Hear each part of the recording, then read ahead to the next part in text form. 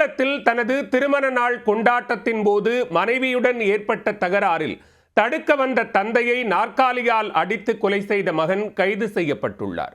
போதையில் அரங்கேறிய கொலை சம்பவத்தின் பின்னணி என்ன?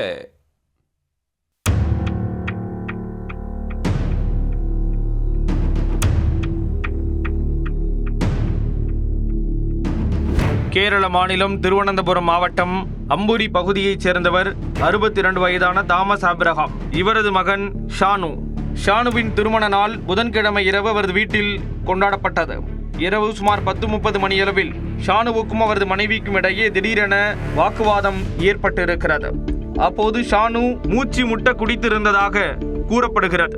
போதையின் உச்சத்தில் இருந்த அவர் மனைவியுடன் கடுமையாக சண்டையிட்டுக் கொண்டிருந்தார். திருமண நாள் அதுவுமாக தம்பதி இருவரும் இப்படி சண்டை போட்டுக் கொள்கிறார்களே என வேதனையடைந்த உறவினர் வர்கீஸ் என்பவர் அவர்களை விலக்கிவிட முயன்றிருக்கிறார். வழக்கமாக சண்டையிட்டுக் கொள்பவர்களிடையே சமாதானம் செய்ய முயல்பவர் கடுமையான காயங்களுக்கு ஆளாக நேரிடும் என்பதுதான் எழுதப்படாத விதி. அப்படி ஒரு சோகம்தான் வர்கீஸுக்கு அன்று நிகழ்ந்தது.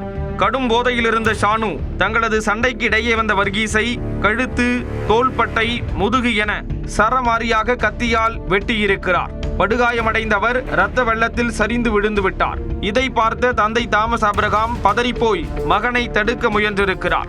அப்போது கடும் ஆத்திரமடைந்த ஷானு தந்தை என்றும் பாராமல் அருகில் இருந்த பிளாஸ்டிக் நாற்காலியை எடுத்து தலையிலேயே சரமாரியாக அடித்து உதைத்திருக்கிறார்.